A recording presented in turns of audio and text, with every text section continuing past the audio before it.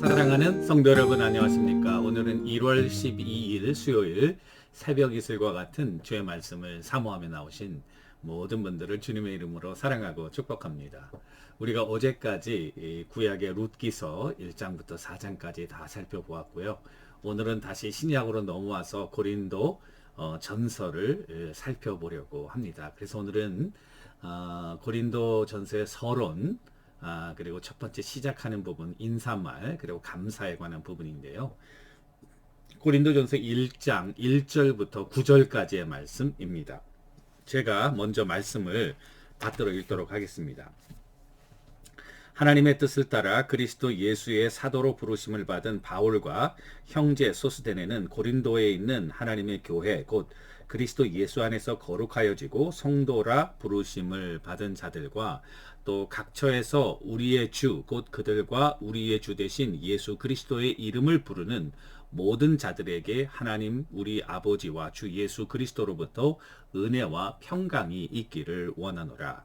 그리스도 예수 안에서 너희에게 주신 하나님의 은혜로 말미암아 내가 너희를 위하여 항상 하나님께 감사하노니 이는 너희가 그 안에서 모든 일 곧 언변과 모든 지식의 풍족함으로 그리스도의 증거가 너희 중에 견고하게 되어 너희가 모든 은사의 부족함이 없이 우리 주 예수 그리스도의 나타나심을 기다림이라. 주께서 너희를 우리 주 예수 그리스도의 날까지 책망할 것이 없는 자로 끝까지 견고하게 하시리라.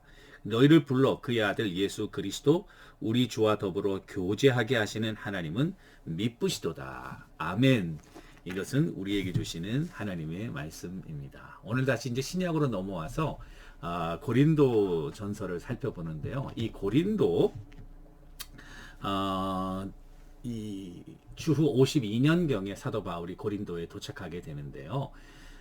고린도에 도착했을 때에 이 고린도는 매우 번성한 그리고 상업과 무역이 굉장히 활발한 항구 도시였습니다.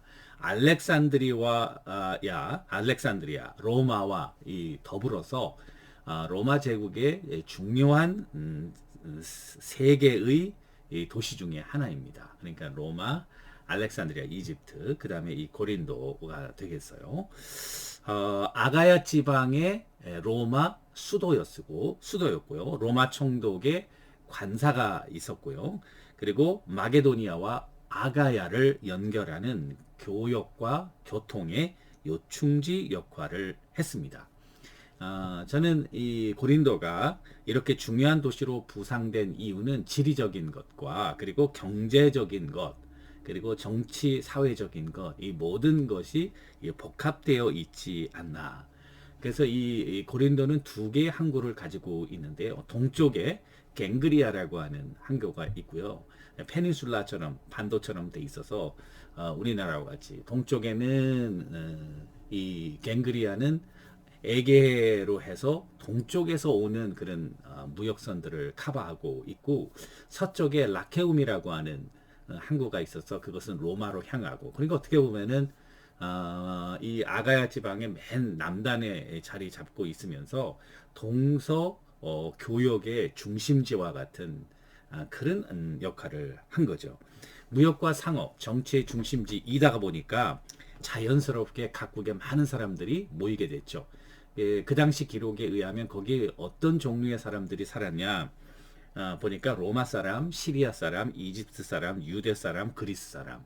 그리스는 그 마케도니아니까 로마는 이쪽 동쪽에서 그 다음에 이 아시아 쪽에서 이집트, 시리아 어떻게 보면은 멀티컬처럴한 그런 멜팅 팟과 같은 다민족 다문화 사람들이 모여 사는 그런 도시였습니다. 그러니까 여러분 생각해 보세요.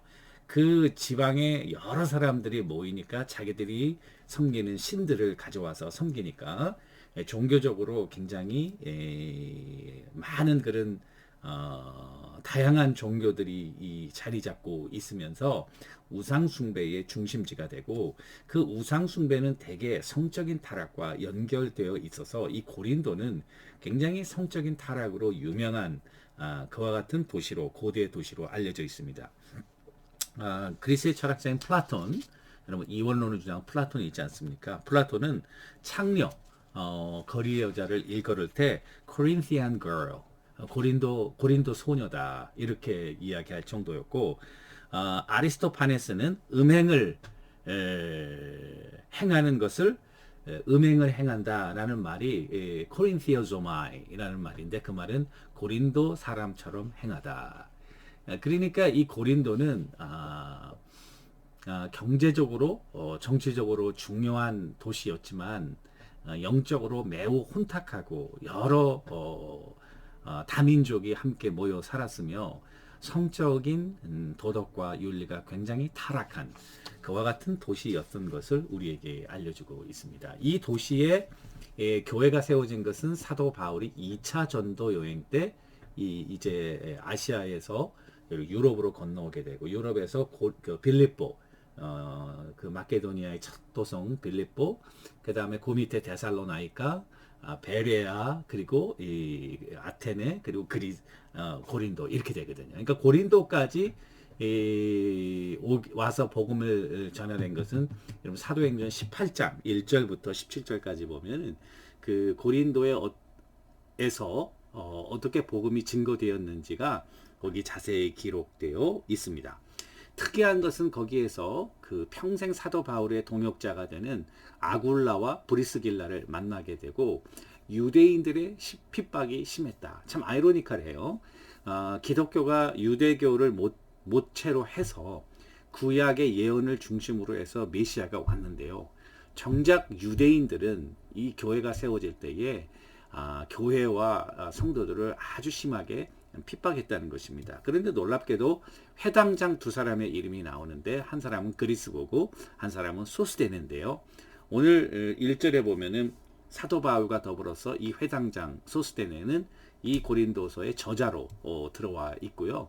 두 회당장이 다 회심해서 그리스도인이 된 것을 알 수 있습니다.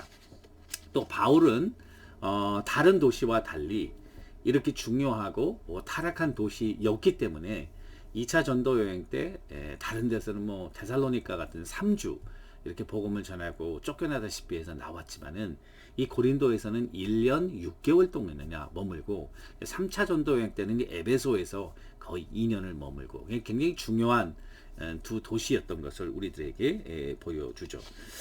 사도 바울이 개척한 교회들이 완전한 교회는 아니었습니다. 다 문제가 많았어요.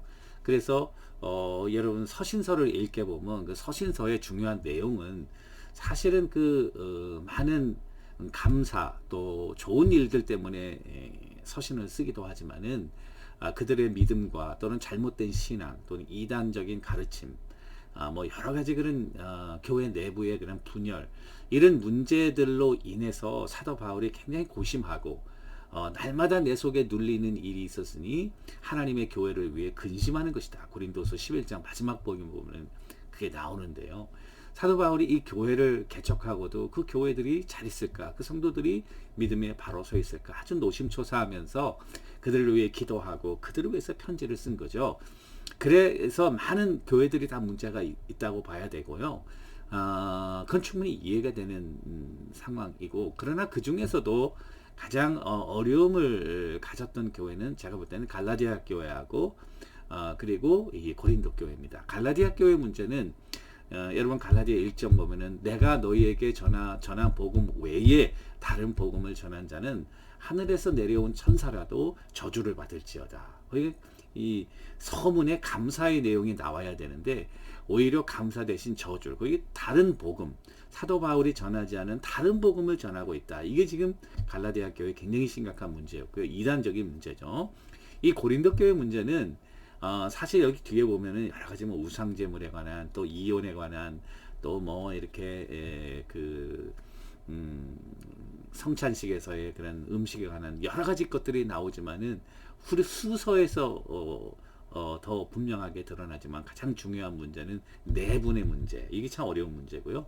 그리고 그것이 사도 바울의 사도직을 도전하는 그와 같은 아주 심각한 그런 교회였다는 것입니다. 한마디로 골치 아픈 교회였어요. 이 큰 교회고 그리고 경제적으로도 풍부하고 모든 사람들이 너무 다양한 가운데 있었지만은 아마 이 교회에서 사도 바울이 1년 6개월 동안 목회한 이유도 쉽고 좋아서, 여기가 목회하기 좋아서라기보다는 어렵고 힘들기 때문에 그곳에서 오래 있지 않았나, 이런 생각이 들고요. 그런 점에서 이 고린도 교회는 오늘날 우리가 섬기고 있는 여러분 우리 이민교회들과 굉장히 유사하다. 멀티 에스닉하고, 그리고 세속적인 그런 문화가 교회 안으로 마구 들어오고, 경제적인 부와 도덕적인 타락이 동시에 존재하고, 죄에 대한 무감각, 그리고 세속화, 이런 문제들이 이 고린도 교회의 문제라는 점에서 여러분들과 내가 지금 가지고 있는 우리 교회, 현대 교회들의 문제가 바로 이 고린도 교회 문제와 굉장히 유사하다는 점에서 이게 재미있는, 또 우리가 꼭 한번 읽어보고 묵상해야 될 말이 아닌가. 그러니까 오늘 1절부터 3절까지는 인사말이에요.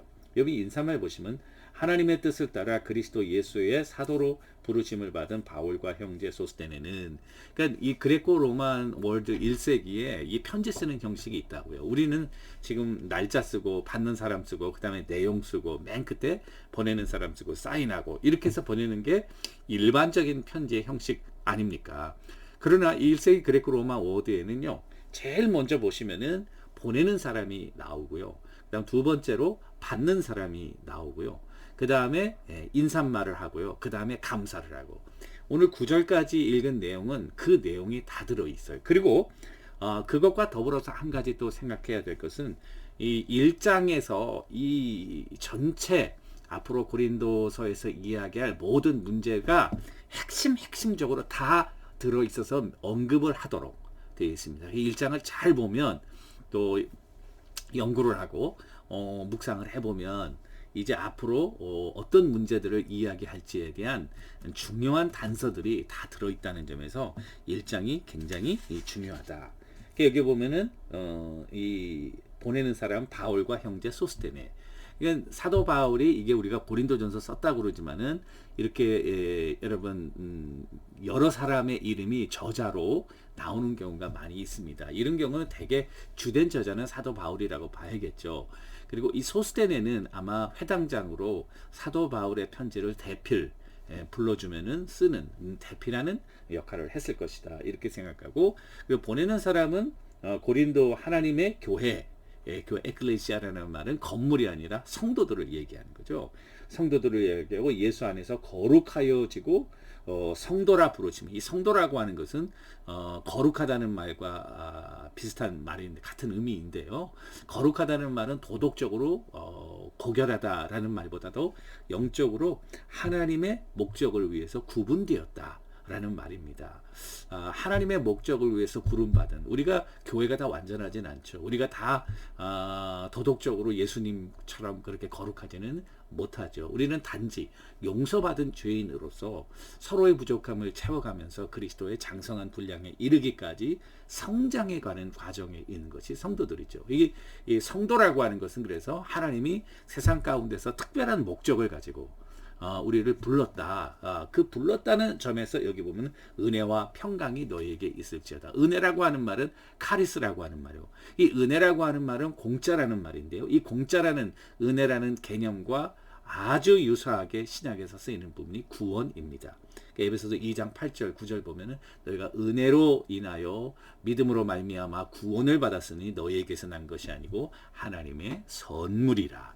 그러니까 너희에게 구원, 은혜를 베푸신 하나님. 그 다음에 두 번째 평강. 그러니까 은혜라고 하는 말은 카리스라는 말, 구원이라는 말. 이거는 굉장히 헬라적인 의미가 들어있고, 평강이라는 샬롬이라면 에이레네라는 말인데요. 이 말은 히브리식, 그러니까 헬라식 인사와 히브리식 인사로서 그리스도 예수 안에서 주신 구원과 하나님의 그 샬롬이라는 것은 이스라엘 백성이 하나님과의 관계에서 모든 우리의 부족함을 채워주는 그런 하나님의 은혜, 마치 신약의 구원과 같은 그와 같은 의미이기는 너에게 은혜와 평강이 있을지어다. 그러면서 여기 보면은 이제 감사의 제목을 한 세 가지로 얘기하고 있어요. 그래서 첫 번째 감사 제목은 바로 고린도 성도들, 당신들 때문에 감사한다. 하나님의 열매, 하나님의 구원의 열매.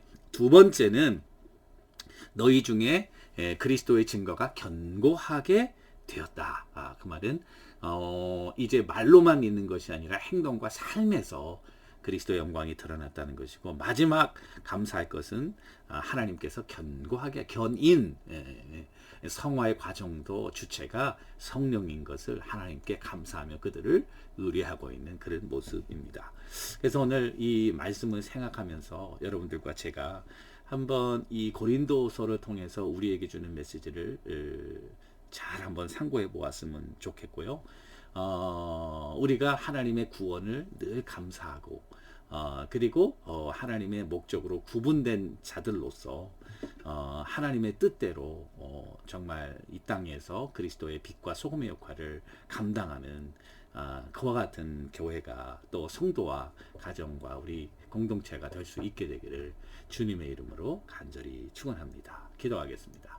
하나님 아버지, 고린도서를 공부할 때 지혜와 믿음을 허락하사 이 말씀을 통해서 우리에게 주신 하나님의 음성을 깨닫는 놀라운 은혜를 허락하고, 이 말씀이 우리의 삶을 변화시키고 생각을 변화시키고 하나님의 뜻대로 성장해가는 우리 모두가 되게 하옵소서. 감사하며 예수님의 이름으로 간절히 기도 올리옵나이다. 아멘.